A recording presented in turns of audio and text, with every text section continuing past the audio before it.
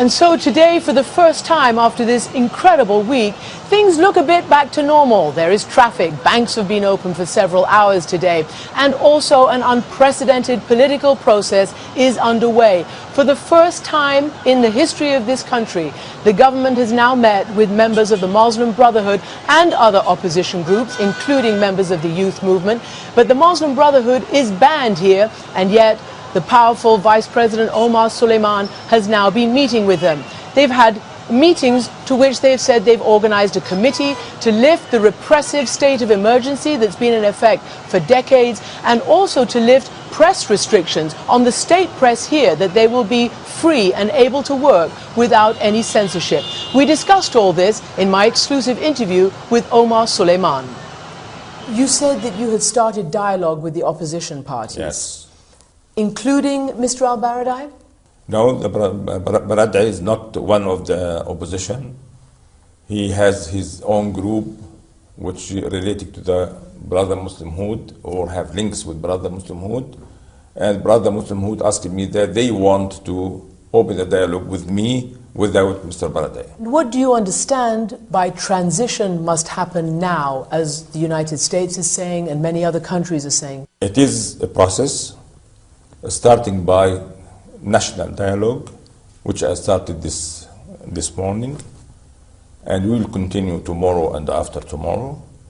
We want the young people to know that all your demands, all your requests, we respond positively, and we promise that we will do, and we need quite time to implement these things to happen.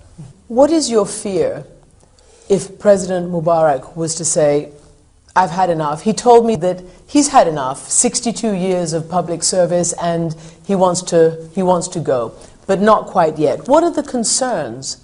Why wouldn't he not go now? We don't want chaos in our country. If President Mubarak will say that I'm leaving now, who will take over?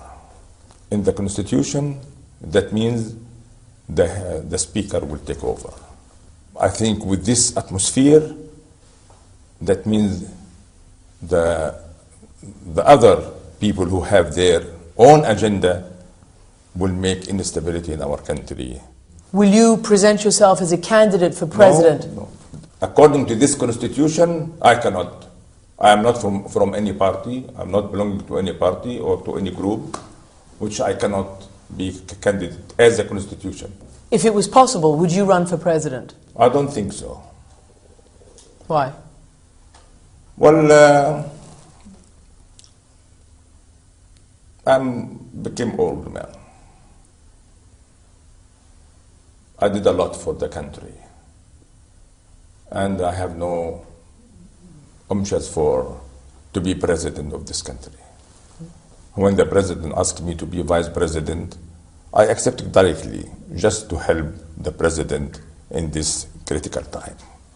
When you see what's happening on the streets of Egypt, of Tunisia, and now of Jordan and Yemen and Syria, what do you think?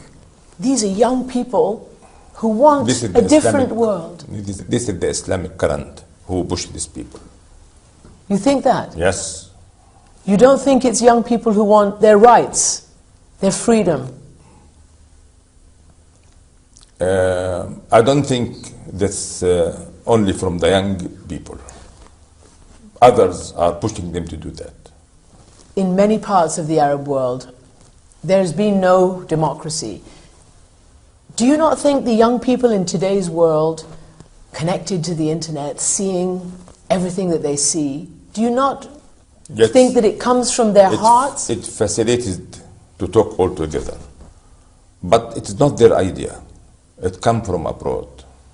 Do you believe in democracy? For sure, everybody believes in the democracy. So do you not? But when you will do that? When the people here will have the culture of democracy. We know what the opposition wants.